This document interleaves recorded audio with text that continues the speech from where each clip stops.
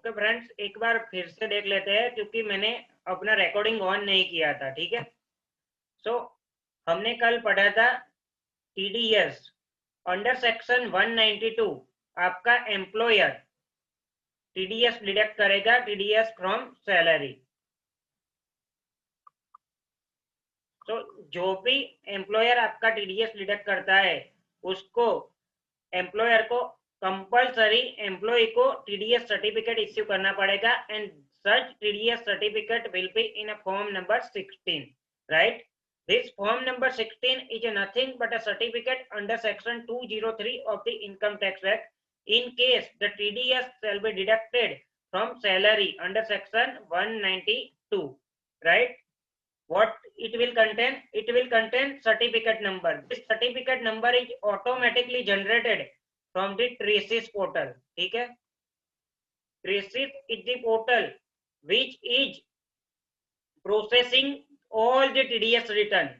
ठीक है, TRACES एक ऐसा गवर्नमेंट का पोर्टल है जहां पे सारे टीडीएस के रिटर्न प्रोसेस होते हैं और डिमांड डिटरमाइन होती है या फिर सर्टिफिकेट बनते हैं और एम्प्लॉयर अपने एम्प्लॉय को वहां से ही सर्टिफिकेट डाउनलोड करके इश्यू करेगा। ठीक है, फिर यहाँ पे आएगा name and address of the employer. यहाँ पे पैन नंबर और Aadhaar number of the deductor और द एम्प्लॉयर। यहाँ पे आएगा PAN number of the deductor. Next is the name and address of the employee. So यहाँ पे आएगा पैन और Aadhaar of the employee and here there is a employee reference number. This is not so far as relevant or not at all, it is compulsory. पर यहाँ पे pan और आधार क्यों लिखा है, किसी को मालूम है? एक दूसरे से लिंक है। एक दूसरे से लिंक है, राइट, पर ऐसा जरूरी नहीं है हर एक बंदे का पैन और आधार एक दूसरे से लिंक हो। हाँ, क्योंकि वो हमें खुद करना पड़ता है पैन और आधार लिंक। ठीक है, सो गवर्नमेंट ने 2 साल पहले के बजट में एक प्रोविजन इंट्रोड्यूस की थी कि जहां पे पैन नंबर मेंशन करना मैंडेटरी है, अगर वो पैन नंबर मेंशन नहीं करता है, अगर उसकी जगह आधार नंबर भी मेंशन करता है तो चलेगा। ठीक है, गवर्नमेंट ने ऐसा बजट में ही बता दिया था और इस आधार नंबर के बेसिस पे उसका पैन नंबर अलॉट हो जाएगा। ठीक है, नेक्स्ट इज दी, यहाँ पे आएगा आपके commissioner of income tax. CRT का मतलब क्या होता है? Commissioner of income tax. TDS का नेम, एड्रेस, सिटी और पिन कोड। ठीक है, मतलब जो ऑफिसर हमारा असेसमेंट कर सकता है उसका नेम, एड्रेस वगैरह आएगा। ठीक है, सीआईटी मतलब commissioner of income tax TDS. यहाँ पे आएगा असेसमेंट ईयर। ठीक है, तो हमने पढ़ा था असेसमेंट ईयर। असेसमेंट ईयर कौन सा आएगा? अगर मेरा फाइनेंशियल ईयर 1920 है तो मेरा असेसमेंट ईयर कौन सा आएगा?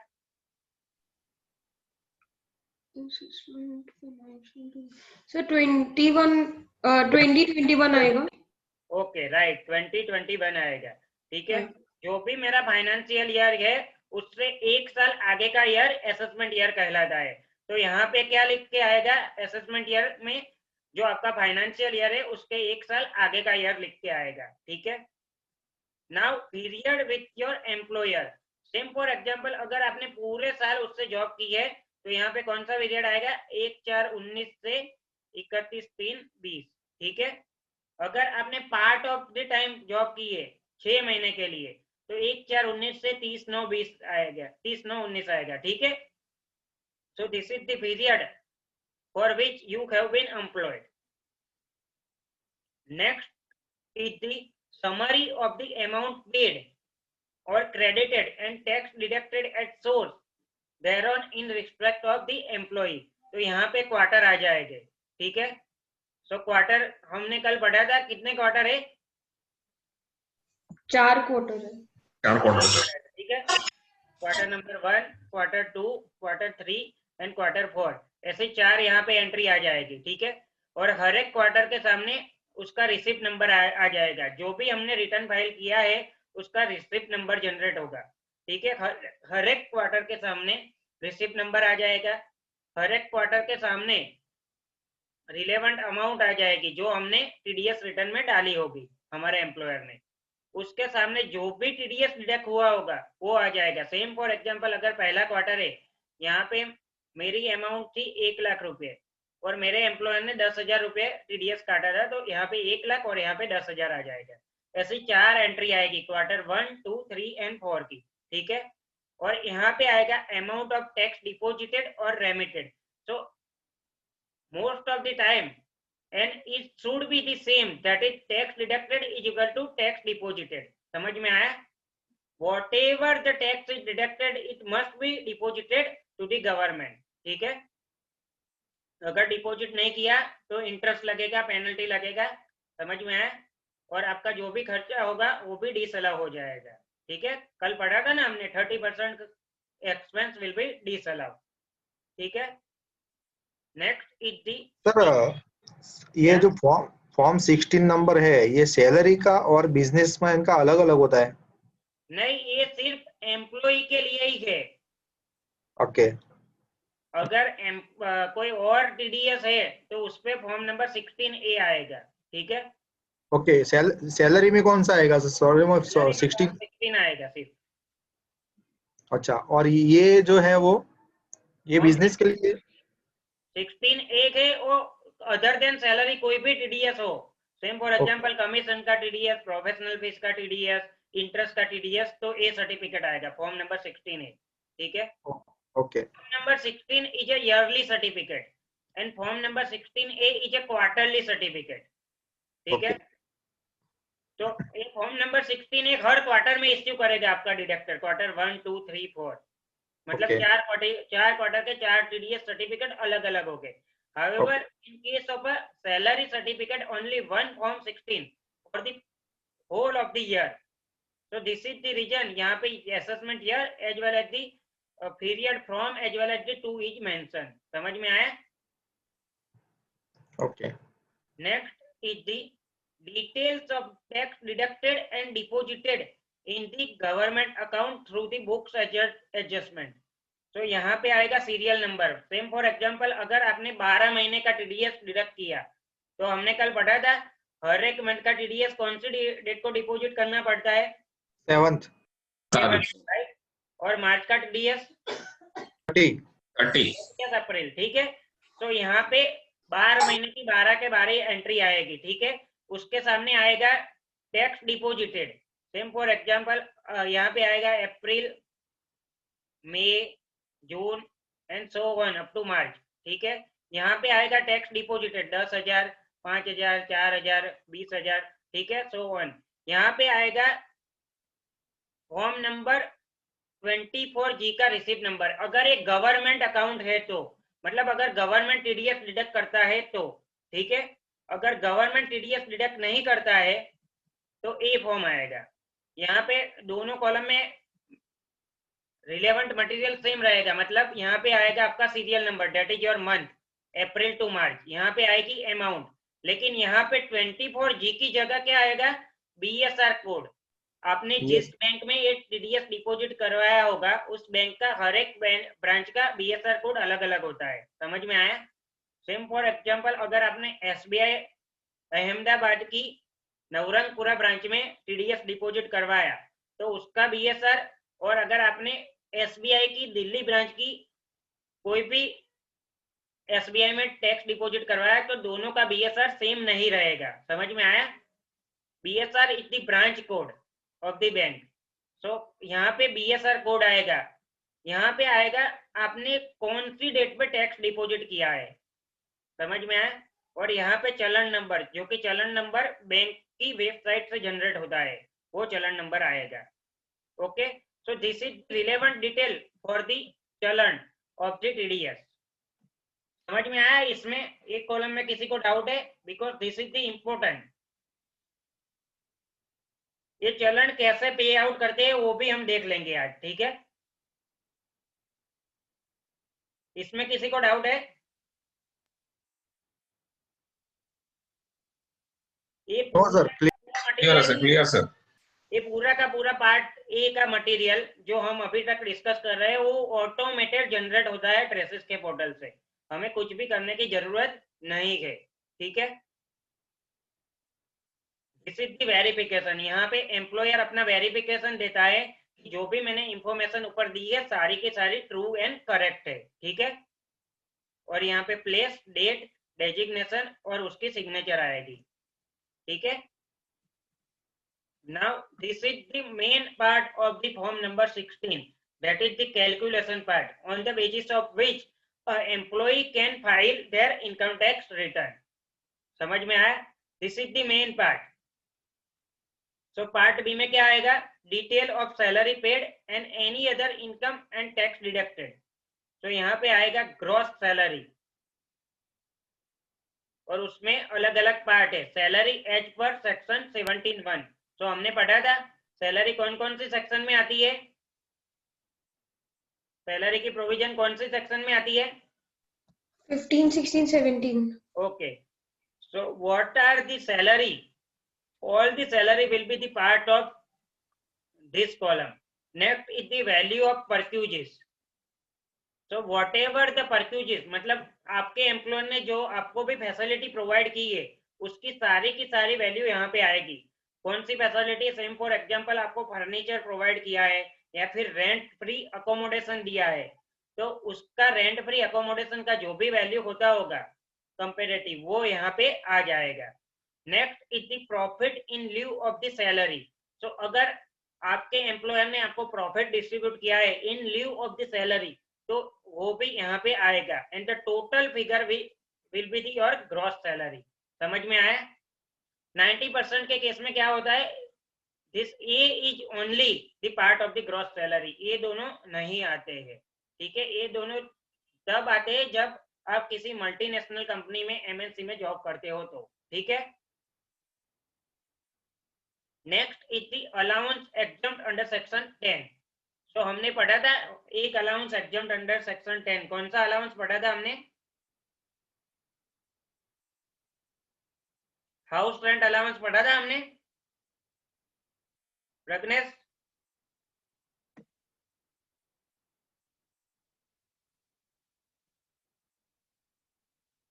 हाउस रेंट अलाउंस का जो भी एग्जम्पशन होगा वो यहाँ पे आ जाएगा, ठीक है। और एक सैलरी है उसमें से ये डिडक्ट होगा और net salary will be the part of this calculation. समझ में आया मयंक? गॉटिंग? हाँ sir. Next is the deduction. तो डिडक्शन क्या क्या मिलेगा हमें? एक तो मिलेगा स्टैंडर्ड डिडक्शन, ठीक है। एंटरटेनमेंट अलाउंस सिर्फ गवर्नमेंट एम्प्लॉय को मिलता है, बाकी किसी को नहीं मिलता है, ठीक है। तो ये यहाँ पे नहीं आएगा, अगर गवर्नमेंट एम्प्लॉय है तो ही आएगा। यहाँ पे आएगा स्टैंडर्ड डिडक्शन, ठीक है। और दूसरा क्या आएगा? Tax on employment which is your professional tax. हमने बोला था हर मंथ 200 रुपये कट हो गए आपके सैलरी में से, तो वो यहाँ पे डिडक्ट होगा। मतलब कि अगर आपकी सैलरी पूरे साल की 5 लाख रुपये है, ठीक है, तो 5 लाख रुपये यहाँ पे आ जाएगा। अगर आपका HRA है 10,000 रुपया एग्जम्पशन के, तो यहाँ पे कितना बचा? 4,90,000, ठीक है। अब आपका प्रोफेशनल टैक्स हर मंथ 200 रुपये कट होता है, तो 200 मल्टीप्लाई बाय 12 दैट इज 2400। और स्टैंडर्ड डिडक्शन कितना मिलेगा हमें? सैलरी में से स्टैंडर्ड डिडक्शन कितना मिलेगा? 10%। सैलरी में से स्टैंडर्ड डिडक्शन 50,000 रुपीज हमने पढ़ा था, याद आया कि फिर से रिवाइज कराओ? 50,000 रुपये का स्टैंडर्ड सर डिडक्शन 50,000 है। हाँ,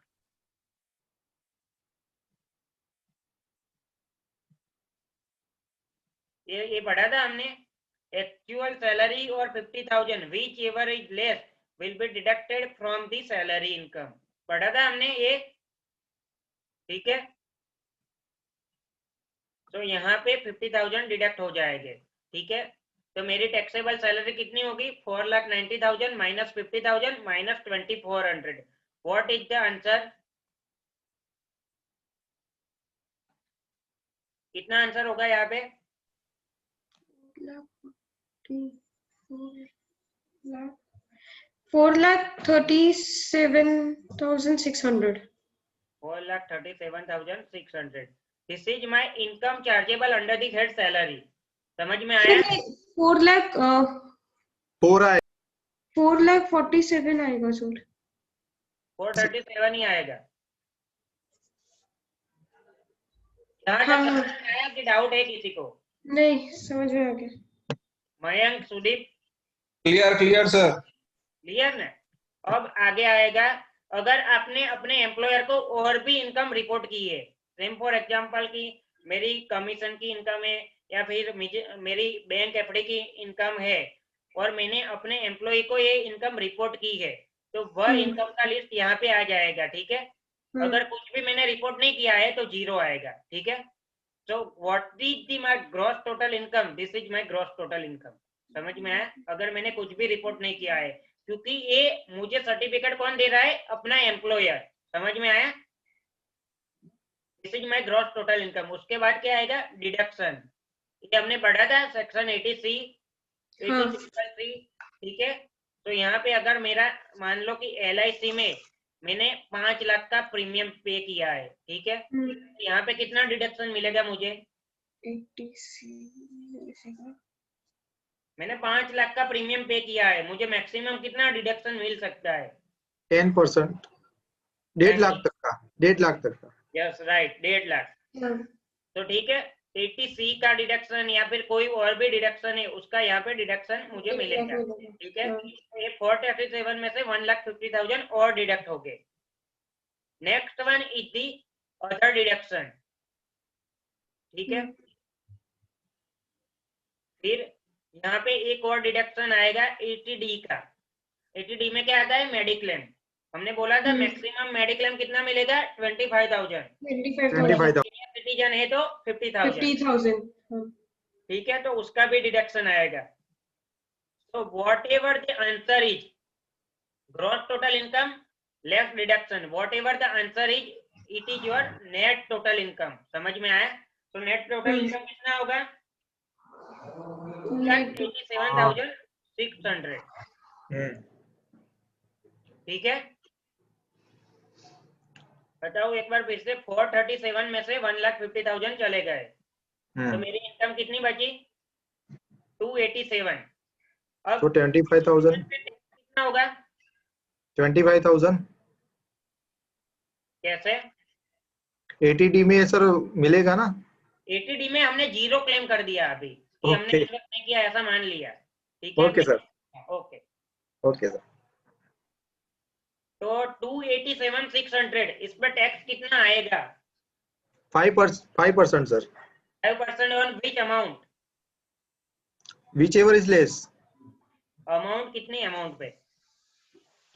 सर जो 287,600. पूरे के पूरे पे आएगा? नहीं सर, उसमें से 250 लेस हो जाएगा. हाँ, तो कितना बचा?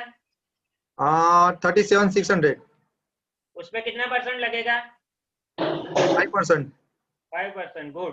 तो 1,880 रुपये. ठीक है? Is my tax. अब मैंने एक चीज और भी पढ़ाई थी, रिबेट. रिबेट कब तक मिलता है? 6 मंथ तक. अगर मेरी इनकम 5 लाख से नीचे है तो मुझे रिबेट मिलेगा. ठीक है? मैक्सिमम रिबेट कितना मिलेगा? 12,500. ठीक है? तो 12,500 तो हो ही नहीं रहा है, तो पूरा का पूरा 1,880 मुझे रिबेट मिल जाएगा और net taxable value which will 0. समझ में आया? तो ये पूरा का पूरा वैल्यू आपको फिलअप करके आपको एम्प्लॉयर ही देगा. समझ में आया? ये पूरा सर्टिफिकेट. अगर आपकी सिर्फ सैलरी ही इनकम है और कोई इनकम नहीं है तो आप इसके बेसिस पे अपना इनकम टैक्स रिटर्न फाइल कर सकते हो. समझ में आ गया? अगर अदर इनकम है तो आपको और मेहनत करनी पड़ेगी. ठीक है? समझ में आया? This is your salary certificate. हाँ सर. किसी को डाउट है? नहीं सर.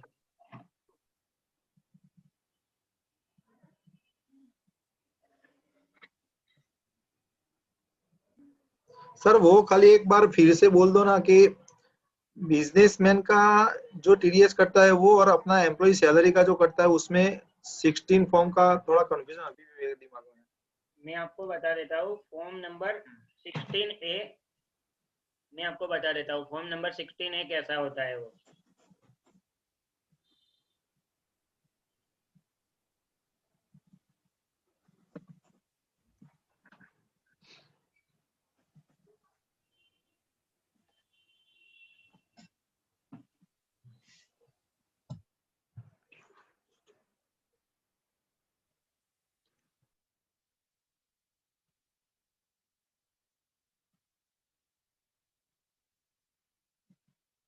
ओके, अब आपको दिखाई दे रहा है फॉर्म नंबर 16A?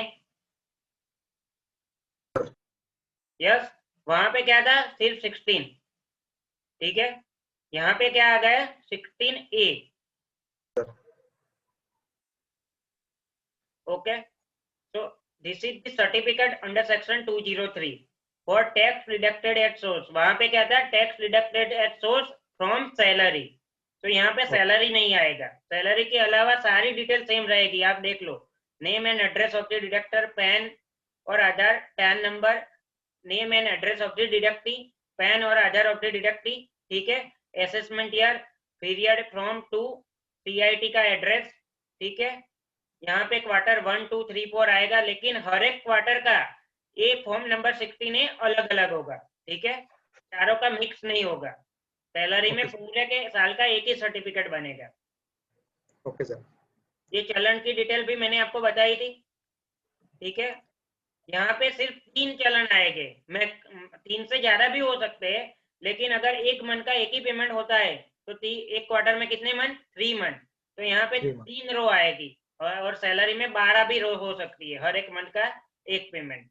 ओके, तो मोर और लेस दोनों फॉर्म सेम ही है, समझ में आ गया। लेकिन अगर सैलरी है तो फॉर्म नंबर 6 पार्ट बी आएगा, पार्ट बी होगा ना उसमें सर? इसमें पार्ट बी आएगा ही नहीं। नहीं, उसमें आएगा सर। हाँ, 16 में पार्ट बी आएगा, ठीक है। Because it is depend on 1-to-1 bill, समझ में आ गया। अगर मैंने आपको इस क्वार्टर में 5 लाख कमीशन का बिल दिया, तो आप इस क्वार्टर में मेरा टीडीएस डिडक्ट करोगे। अगले क्वार्टर में मैंने आपसे बिजनेस किया ही नहीं है, तो अगले क्वार्टर में टीडीएस आएगा ही नहीं, तो अगले क्वार्टर में मेरा फॉर्म 16A नहीं आएगा। समझ में आ गया? Okay sir. ओके, क्लियर है अब? Clear sir. ओके, अब एक और चीज मैं आपको बता देता हूँ कि इसका पेमेंट टैक्स का हम कैसे करते हैं। ये दिखाई दे रही है आपको, tax information network? Okay sir. Okay, अगर आपको टीडीएस का पेमेंट करना है तो चलन नंबर 281, ठीक है।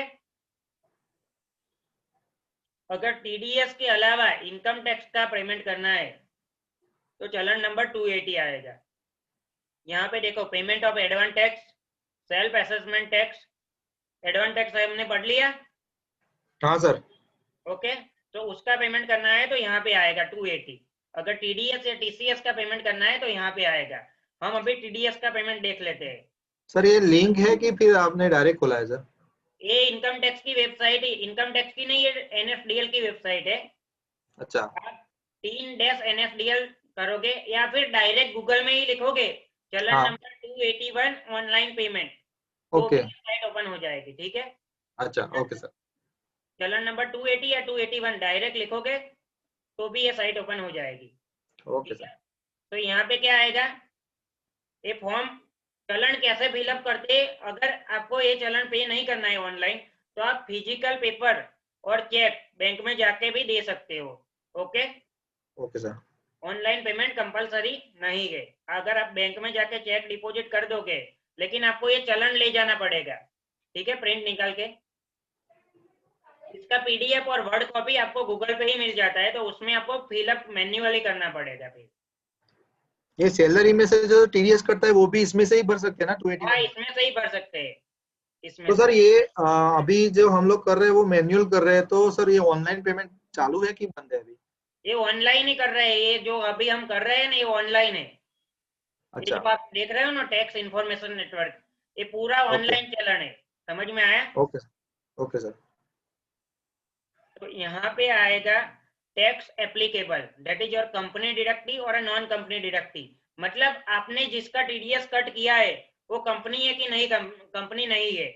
मतलब मान लो ऐसा आपने रिलायंस इंडस्ट्री लिमिटेड का टीडीएस कट किया है, तो उसमें कौन सा नंबर आएगा, 20 या 21? 20 आएगा। 20 आएगा सर उसमें। राइट। और अगर आपने मेरा टीडीएस डिडक्ट किया है तो कौन सा आएगा? 21 21 21 प्रोफेशनल आ जाएगा। Right right, good. फिर यहाँ पे आएगा टाइप ऑफ पेमेंट, 200 नंबर और 400 नंबर। सो यहाँ पे अगर डिपार्टमेंट ने आपको नोटिस इश्यू किया है, ठीक है, डिमांड इश्यू की है, तो अगर आप वो डिमांड के बिहाफ पे पेमेंट कर रहे हो तो 400 आएगा, अदरवाइज 200। समझ में आया? तो 90% केस में 200 ही आएगा। Next is the nature of payment. तो कल हमने जो भी सेक्शन पढ़ी थी ना, वो सारी सेक्शन का यहाँ पे लिस्ट है, ठीक है। आपको जिस चीज का पेमेंट करना है वो सेक्शन सिलेक्ट करनी है, ठीक है। सेम फॉर एग्जांपल, अगर मुझे स्क्रैप का टीसीएस पे करना है, ठीक है, टीडीएस और टीसीएस दोनों का चलन सेम ही है, तो यहाँ पे मैं सिलेक्ट करूंगा 6CE स्क्रैप। ये सिलेक्ट हो गया मेरा। यहाँ पे मैं 21 सिलेक्ट कर देता हूँ, यहाँ पे 200 सिलेक्ट कर देता हूँ। यहाँ पे आएगा बैंक नेम, मुझे जो भी बैंक से पेमेंट हेलो। करना है। हाँ सर एक सैलरी का करके बताइए ना, ये तो जनरली स्क्रैप का तो ज्यादा नहीं आता है, सैलरी का क्या है बहुत ज्यादा आता है। मोर और लेस एवरीथिंग इज सेम। अगर सैलरी है तो आपको सैलरी की सेक्शन सिलेक्ट करनी पड़ेगी, ठीक है। 92A is for government employ and 92B is other than for government employ, ठीक है। ओके।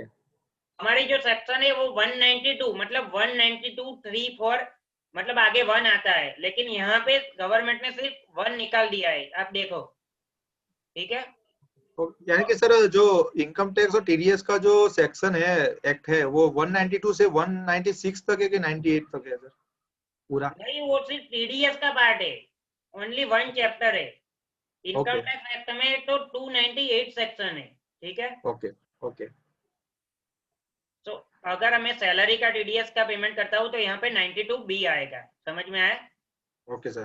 तो ये सेक्शन पे ही डिपेंड है आपको किसका पेमेंट करना है। और अगर मान लो गलती से कोई और सेक्शन भी हो गई, अगर सैलरी की जगह मैंने ये सिलेक्ट कर दिया, ठीक है, तो भी पहले क्या था कि आपको क्रेडिट नहीं मिलता था चलन का, लेकिन अगर यहाँ से गलती से आपने कोई रॉन्ग कोड सिलेक्ट कर दिया तो भी इसका क्रेडिट मिल जाता है अभी। समझ में आ गया? Okay sir. क्योंकि अब गवर्नमेंट ने बोल दिया हमें सिर्फ पेमेंट से मतलब है, ठीक है। आप पूरा टैक्स का पेमेंट दो, ये कोड अगर गलत लिखा होगा तो भी चलेगा। Okay sir. यहाँ पे बैंक का नेम आएगा, सेम फॉर एग्जांपल मैं बैंक की HDFC, तो यहाँ पे HDFC आ जाएगी, ठीक है। ऊपर आपने अब एम्प्लॉय लिया है तो ऊपर कंपनी आएगा ना? कहाँ पे? ऊपर टैक्स नहीं, एप्लीकेबल। अगर एम्प्लॉय लिया तो कंपनी आएगा ही नहीं, क्योंकि अच्छा, इसमें change can not be employ, okay. ठीक है।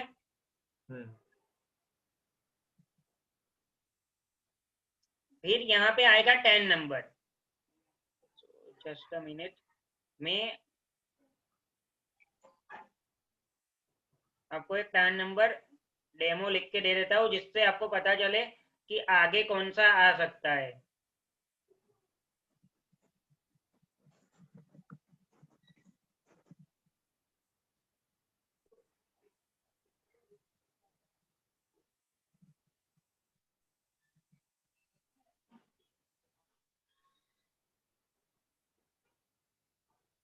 Just a minute, guys. Wait. Yes, sir. Not an issue. I don't remember anybody's 10 number. Sir मेरे पास एक लिखिए सर। 10 नंबर? हाँ बोलो। HYDO। सही है ना? सर एकदम गवर्नमेंट का है, सही है। नहीं नहीं, मैं ऐसे ही बोल रहा हूँ। HYDO 4 times 0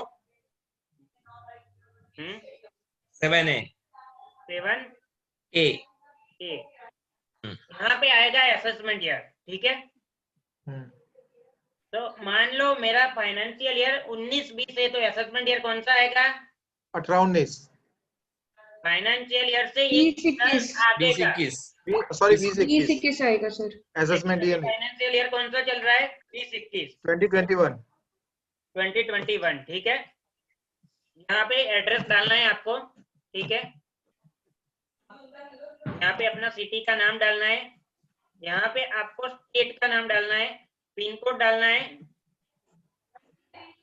email ID, mobile number भी एंटर करना है आपको, और यहाँ पे आपको कैप्चा कोड एंटर करना है, जो भी कैप्चा कोड होगा वो।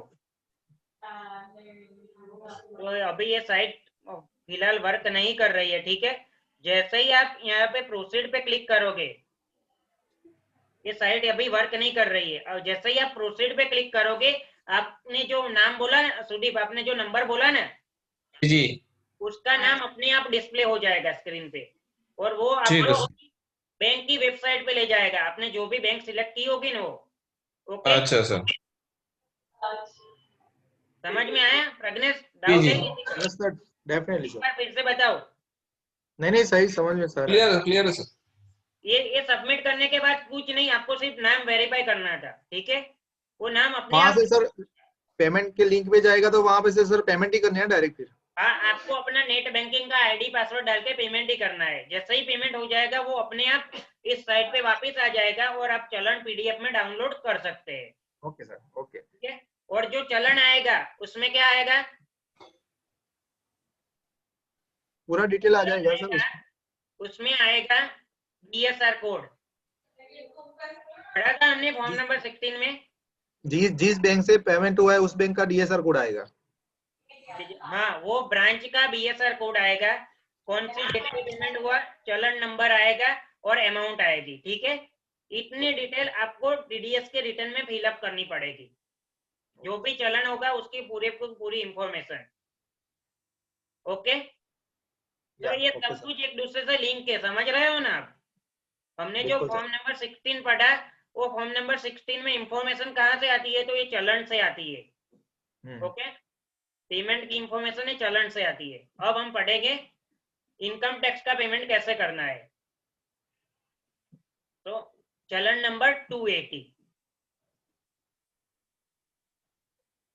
तो यहाँ पे अगर नॉन कंपनी है तो 21, अदरवाइज 20 कंपनी है तो यहाँ पे अलग अलग कोड है। अगर एडवांस टैक्स है तो 100, अगर सेल्फ असेसमेंट टैक्स है तो 300, ठीक है। सर इसमें कंपनी का अगर हम लोग कर रहे हैं तो हमको कौन सा लेना पड़ेगा? कंपनी एम्प्लॉय का हम कर रहे हैं एज ए अकाउंट में, तो हमको कौन सा सिलेक्ट इनकम करना टैक्स है, इनकम टैक्स है, ये टीडीएस नहीं है। अच्छा, इनकम टैक्स में भी वही करना पड़ेगा? हाँ, ठीक है। इनकम, वो टीडीएस का, ये इनकम टैक्स का पेमेंट है। चलन नंबर 280 आ गया, आप कंफ्यूज मत हो, ठीक है। नहीं उस ओके सर। तो यहाँ पे टैक्स एप्लीकेबल सेम कोड 2021 जो हमने आगे समझा था, वो यहाँ पे okay. Type of payment change हो जाएगा। वहां पे 200 और 400 था, यहाँ पे कोड अलग अलग आएंगे। मैं अगर एडवांस टैक्स का पेमेंट कर रहा हूँ तो 100 नंबर आएगा, ठीक है। फिर यहाँ पे बैंक का नेम, मेरी जो भी बैंक है वो, यहाँ पे पैन नंबर लिखना है, ठीक है। तो मैंने यहाँ पे पैन नंबर लिख दिया है। यहाँ पे आएगा असेसमेंट ईयर, यहाँ पे आपको अपना एड्रेस लिखना है,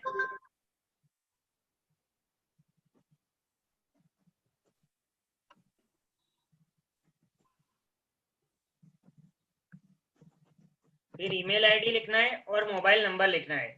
यहाँ पे आपका कैप्चा कोड आएगा, ठीक है। वो हम टीडीएस का रिटर्न यहाँ पे आके स्टॉप हो गया था, ठीक है हमारा। सो यहाँ पे जैसे ही मैं अपना कैप्चा कोड लिखूंगा, सो यहाँ पे प्रोसीड पे क्लिक करना है। अगर कुछ भी एरर होगी तो यहाँ पे वो फॉर्म अपने आप स्टॉप हो जाएगा।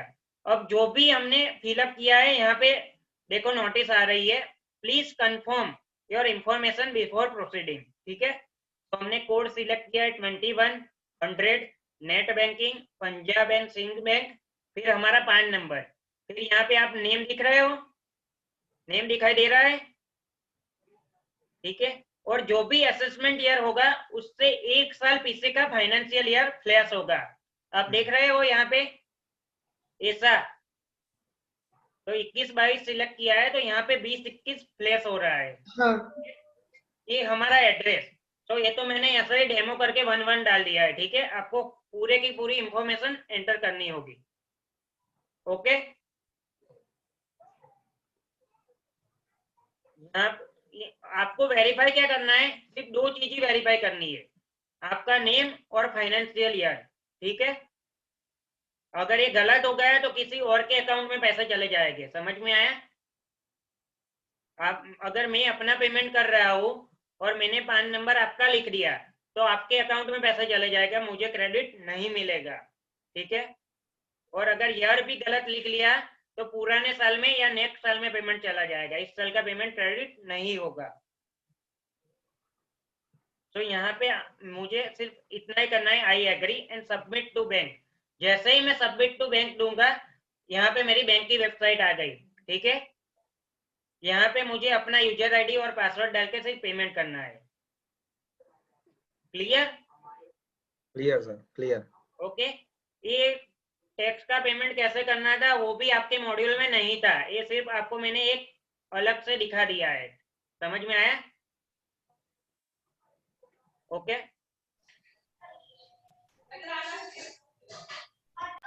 अब हम समझेंगे कि इनकम टैक्स का रिटर्न, आपने कल बोला था ना कि इनकम टैक्स का रिटर्न का आप डेमो एक बार दिखा देना, ठीक है। हाँ सर, बिल्कुल। हाँ सर। पर इसमें ऐसी चीज है कि जीएसटी के रिटर्न में सिर्फ लिमिटेड इंफॉर्मेशन फिलअप करनी होती है, ठीक है।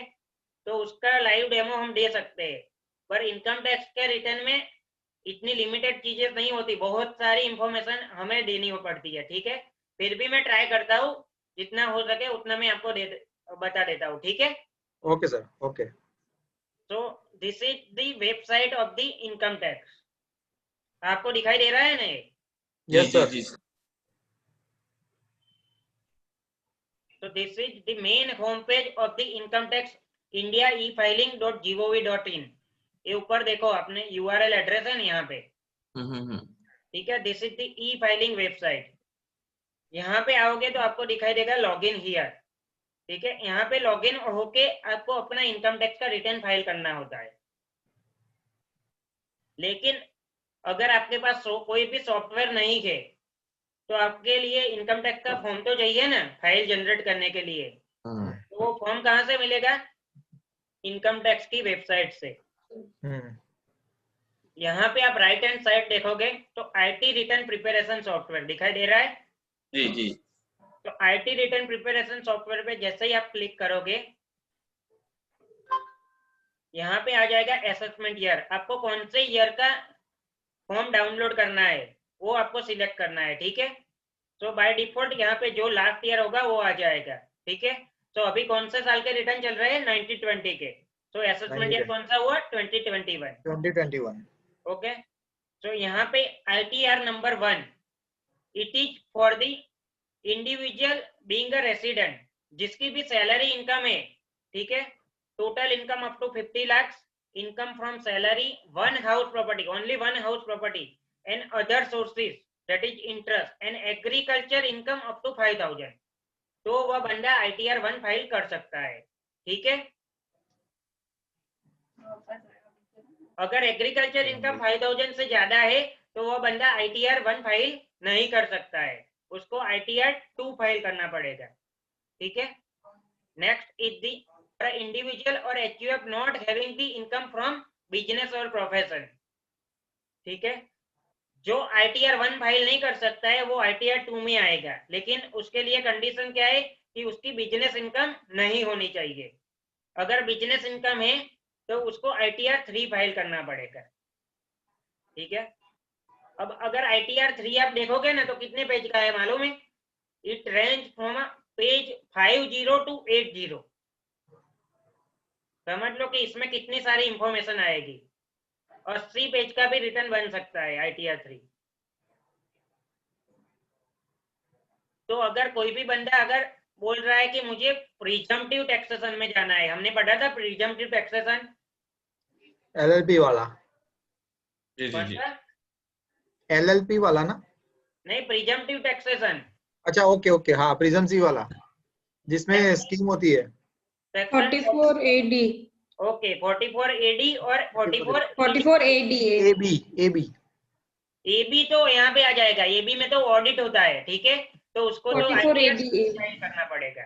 जो भी बंदा ऑडिट करता है उसके लिए ITR 3 इज कंपलसरी, ठीक है।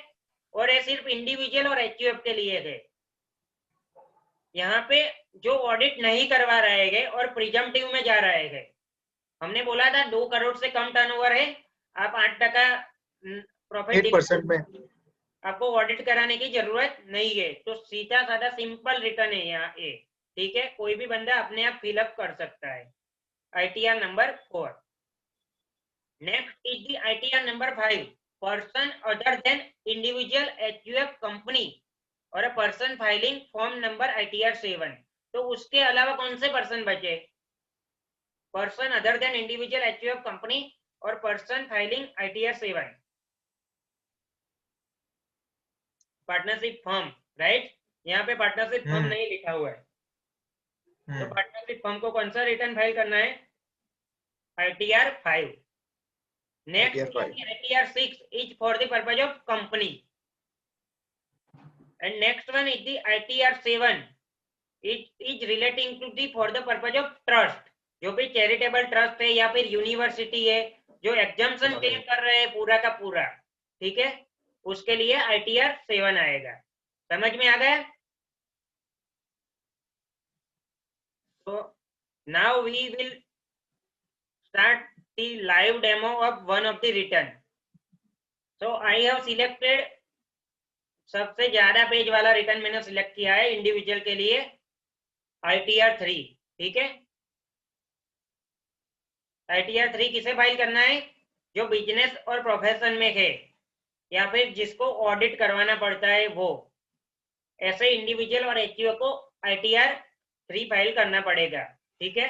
तो ये ITR 3 जैसे ही आप ओपन करोगे यहाँ पे इंस्ट्रक्शन आ जाएगी, फिर आएगा होम पेज। यहाँ पे हर एक टैब की लिंक है। सेम फॉर एग्जांपल मैं यहाँ पे क्लिक करूंगा तो सीधे मैन्युफैक्चरिंग अकाउंट में आ जाएगा, ठीक है। अगर मैं यहाँ पे क्लिक करूंगा तो शेड्यूल सैलरी में चला जाएगा। Next is the part A general. तो this is my basic information. यहाँ पे क्या आएगा? First name, middle name, last name, PAN number, date of birth, status, status मतलब इंडिविजुअल है, HUF है, व्हाटएवर, ठीक है। फिर आएगा एड्रेस, मेरा पूरा का पूरा एड्रेस, मेरा रेसिडेंटल स्टेटस, मैं रेसिडेंट हूँ कि नॉन रेसिडेंट वो आएगा, और यहाँ पे आएगा आधार नंबर। आधार नंबर लिखना कंपलसरी है, ठीक है। अगर आप आधार नंबर फिलअप नहीं करोगे तो आपको आधार एनरोलमेंट ID डालना पड़ेगा। दोनों में से एक इंफॉर्मेशन होना कंपलसरी है, वरना आपका ITR फाइल नहीं होगा, ठीक है। यहाँ पे आपको कौन सी सेक्शन में आप रिटर्न फाइल कर रहे हो वो सिलेक्ट करना है, ठीक है। So this are the section. अगर आप ड्यू डेट से पहले रिटर्न फाइल करते हो तो ये आएगा, ड्यू डेट के बाद फाइल करते हो तो ये आएगा। अगर आपने कोई रिटर्न फाइल किया है लेकिन आपके रिटर्न में गलती हो गई है और आप रिवाइज कर रहे हो तो ये आएगा। समझ में आया? Okay, this is the part A general. आगे चले sir. Next is the nature of business. हमने पहले ही बोला था ITR 3 is for the purpose of business only, ठीक है। तो यहाँ पे आएगा बिजनेस, तो मैं मेरा नेचर ऑफ बिजनेस क्या है वो मुझे सिलेक्ट करना है, ठीक है। तो this are the list given by default from the income tax department, ठीक है। इसमें से मुझे मेरा बिजनेस का कोड फाइंड करना है, ठीक है, और यहाँ पे लिखना है। यहाँ पे मेरा ट्रेड नेम आएगा। ट्रेड नेम का मतलब अगर रिलायंस इंडस्ट्री लिमिटेड है तो यहाँ पे लिखेगी रिलायंस इंडस्ट्री लिमिटेड, ओके। अगर प्रोप्राइटरशिप है और मेरी प्रोप्राइटरशिप का नाम है अरिहंत इंस्टीट्यूट तो मैं यहाँ पे लिखूंगा अरिहंत इंस्टीट्यूट, ठीक है। Next is the balance sheet.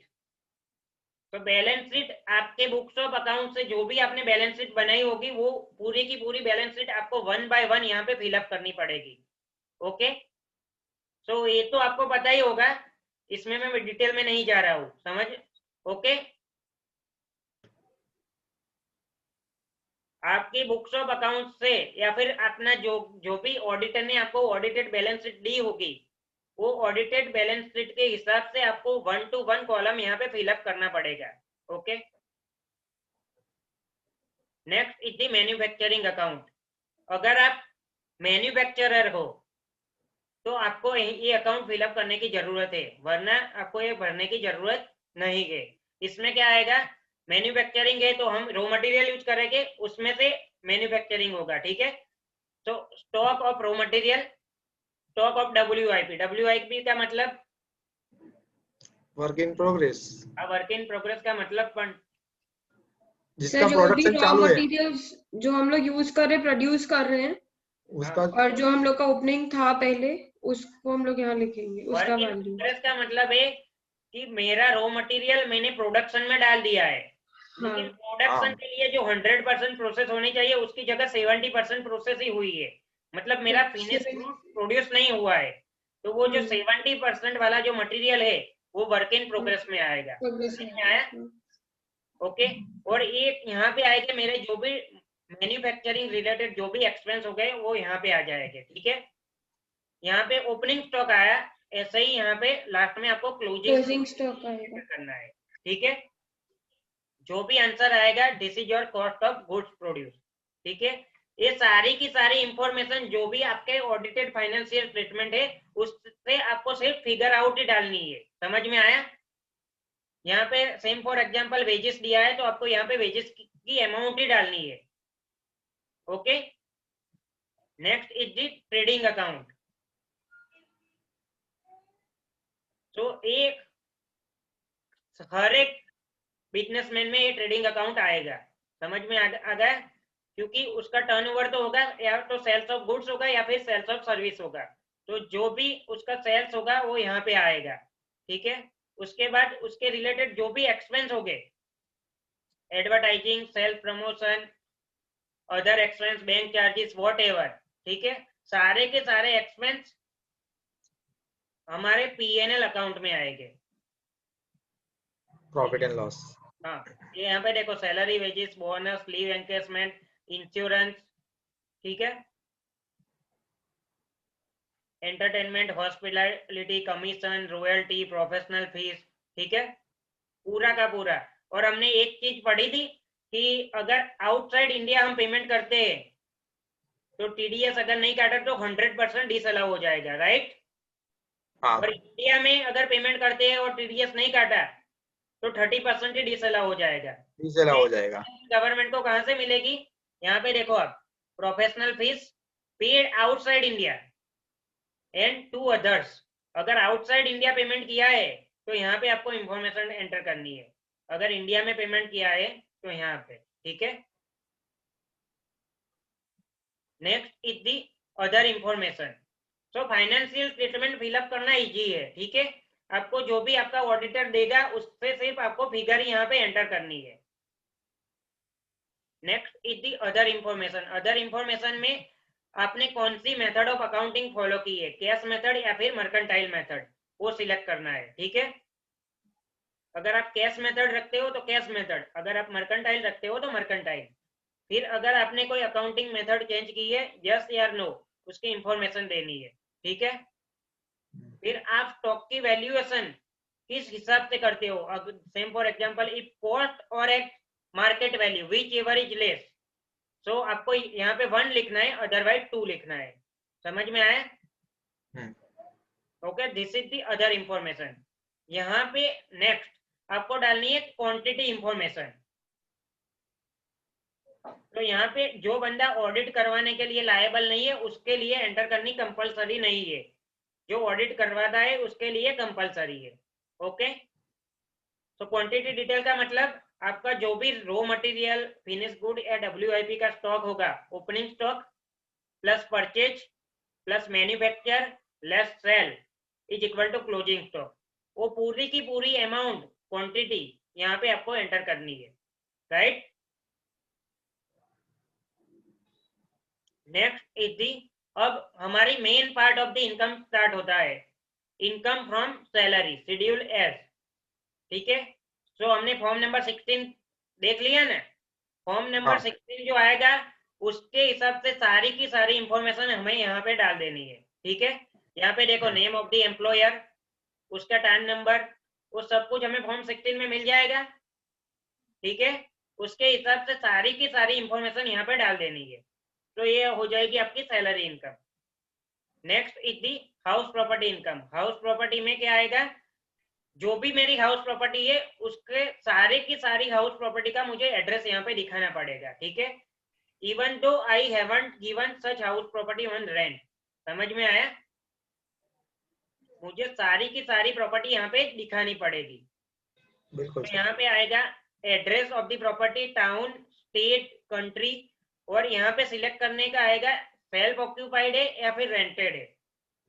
Self occupied का मतलब क्या होता है, हम उस हाउस में खुद ऑक्यूपाई कर रहे हैं, समझ में आया? हमने रेंट Yes, पे sir. नहीं दिया हुआ है, ओके। अगर सर ओनरशिप हो सकता है ना ये तो? क्या? सेल्फ ऑक्यूपाइड तो ओनरशिप हो गया आपका। हाँ, अपना ओनरशिप, ओके। हाँ। आप मैक्सिमम 2 हाउस ही सेल्फ ऑक्यूपाइड रख सकते हो एज पर इनकम हाँ। टैक्स। अगर आपके पास 3 हाउस है और आपने तीनों हाउस में से किसी को भी रेंट पे नहीं दिया है, तो इनकम टैक्स ऐसा मान लेगा कि एक हाउस आपने रेंट पे दिया है और एक हाउस के रेंट पे आपको टैक्स पे करना पड़ेगा, ठीक है। Even though you haven't earn rent on such house, समझ में आ गया? It will become your deem income, ठीक है, okay. Yes, sir. Okay sir. इसमें जो इंफॉर्मेशन फिलअप करनी है वो हमने ऑलरेडी कल एग्जांपल में देख लिया था ना, इनकम फ्रॉम हाउस प्रॉपर्टी में, कि जो rent less municipal tax, net annual value, Annual 30% value, 30%. And interest, ठीक है। नेक्स्ट इज दी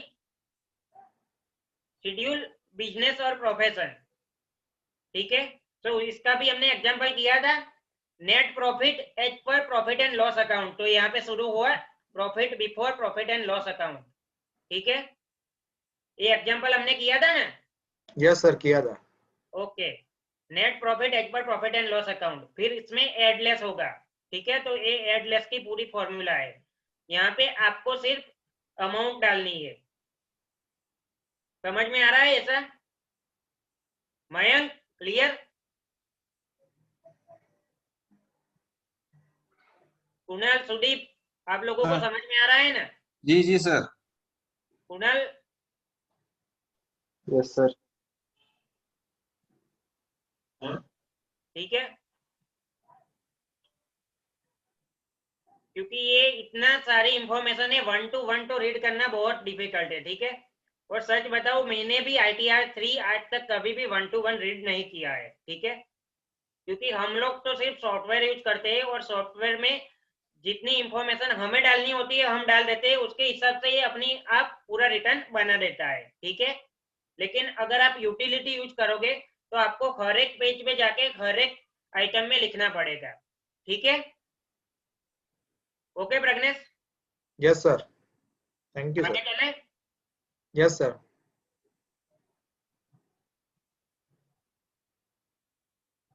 यहाँ पे आएगा depreciation on a plant and machinery, ठीक है। तो हमारी जो फिक्स एसेट है उसमें हम डेप्रीसिएशन क्लेम करते हैं, उसकी डिटेल यहाँ पे हमें एंटर करनी पड़ेगी, ठीक है। यहाँ पे अलग अलग रेट दिया गया है, या अगर 15% का ब्लॉक है, 30% का है, 40% का है, ठीक है। यहाँ पे हमें उसकी एंटर करनी है। तो this is the depreciation on a plant and machinery and this is the depreciation on other asset other than plant and machinery. तो यहाँ पे 0 रेटेड है, 5%, 10%, अलग अलग रेट है। आपको इंफॉर्मेशन यहाँ पे फिलअप करनी पड़ेगी 1 by 1, ठीक है। Next is the schedule depreciation. This schedule depreciation is automatically calculated based on previous 2 schedule, ठीक है। जैसे ही आप ये दोनों में इंफॉर्मेशन फिल आउट करोगे, यहाँ पे ऑटोमेटिकली इंफॉर्मेशन आ जाएगी, समझ में आया? यहाँ पे क्या डालना है आपको? WDV of the asset. अगर आपका फर्नीचर है उसकी WDV 1 लाख रुपए है तो आपको 1 लाख डालनी है, ठीक है। और अगर एडलेस कुछ हुआ है तो ये यहाँ पे वो भी एंटर करना है। अगर नई एसेट ली है, पुरानी एसेट बेच दी है, तो उसकी डिटेल भी यहाँ पे आपको एंटर करनी है। जैसे ही आप यहाँ पे एंट्री करोगे, आपके शेड्यूल डेप्रिसिएशन में अपने आप आ जाएगा। यहाँ पे देखो, लॉक एंटाइटेड डेप्रिसिएशन 10%, मैंने 1 लाख लिखा था, 10,000 अपने आप आ गया, ओके। सर एक गेस्ट आया इम्पोर्टेंट, मैं थोड़ा जा रहा हूँ, मैं देख लूंगा बाद में live video, sorry. Okay sorry sir.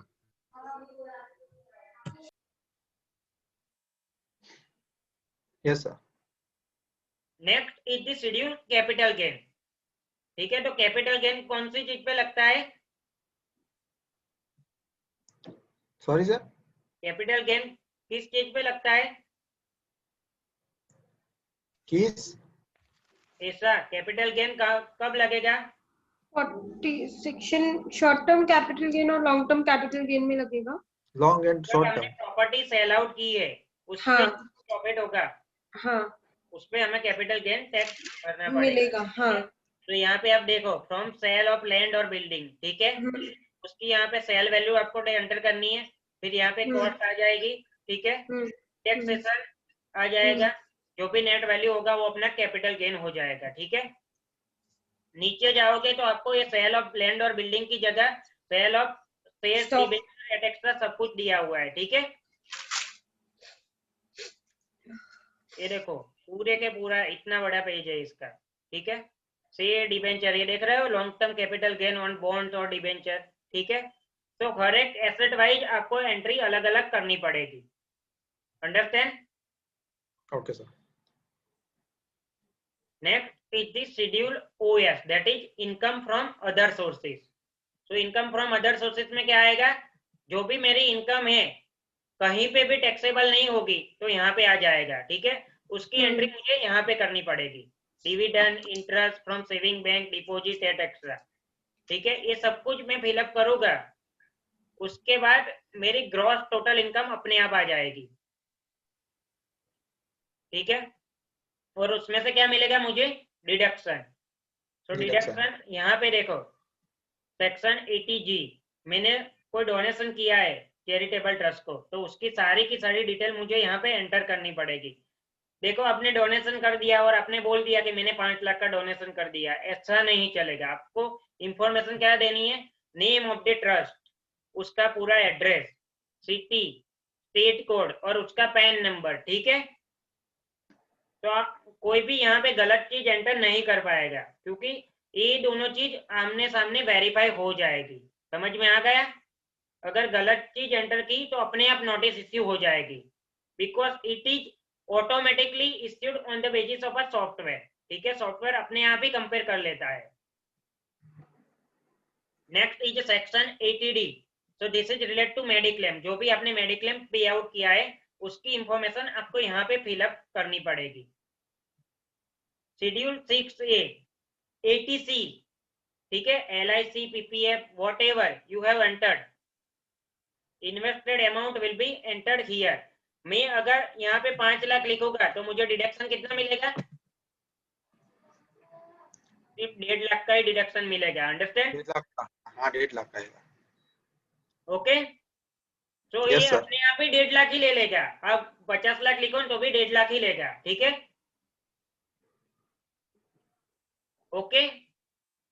Yes sir. फिर यहाँ पे आएगा part B, total income. So total income के क्या आ जाएगा? आपके पांचों के पांचों हेड की समरी, सैलरी की इनकम, हाउस प्रॉपर्टी की प्रॉफिट और gain from business, capital gain and other sources. उसके बाद टोटल इनकम लेस डिडक्शन। सो आपकी नेट इनकम जो होगी this is your total income.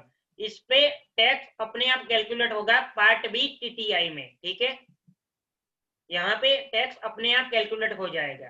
ठीक है, यहाँ पे आप देखोगे tax paid, this is your advance tax.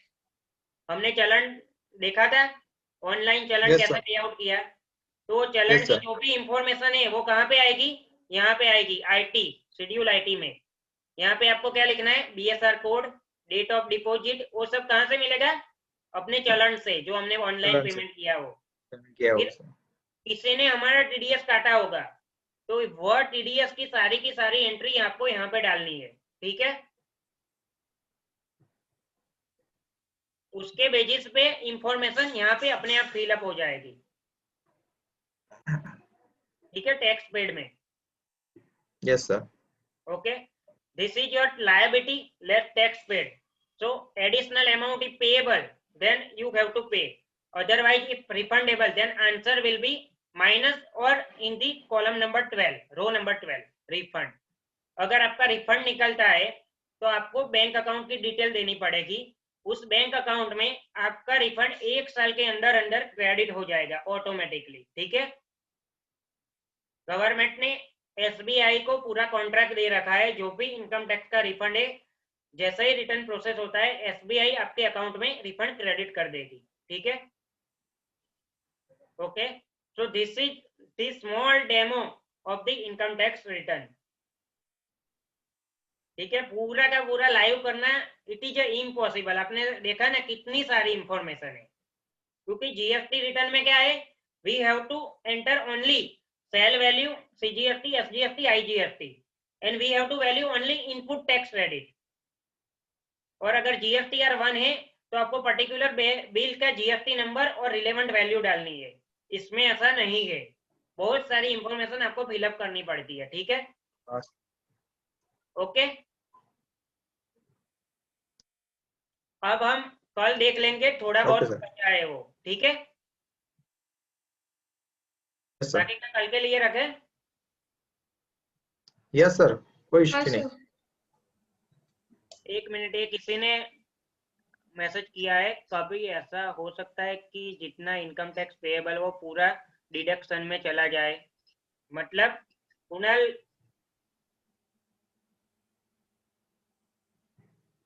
Sir यानी जो ये इंश्योरेंस का होता है, मेडिक्लेम का होता है, जो इसकी सारी जो वो है प्रोसेस में, तो ऐसा हो सकता है जितना आईटी पे करना हो उससे वो पूरा डिडक्शन में चला जाए। हाँ, तो हो सकता है ना, अगर आपका 6 लाख की इनकम है और अगर आपने 1.5 लाख का डिडक्शन ले लिया है एलआईसी का, तो आपकी इनकम कितनी हो जाएगी, 4,50,000, ठीक है। तो आपकी इनकम 5 लाख से नीचे है तो 4,50,000 पे आपको कोई भी टैक्स भरने की जरूरत नहीं है। अगर आपका एम्प्लॉयर ने आपका टीडीएस काट दिया है तो वो पूरे के पूरा टीडीएस आपको बैंक अकाउंट में रिफंड मिल जाएगा। समझ में आया? Okay okay, okay sir, yes sir. so Okay, sir. tomorrow is I think the last lecture. Okay, okay sir. इसमें किसी को डाउट है? नहीं sir. Okay, thank you, good thank night. You, good night. Good night. Good night sir.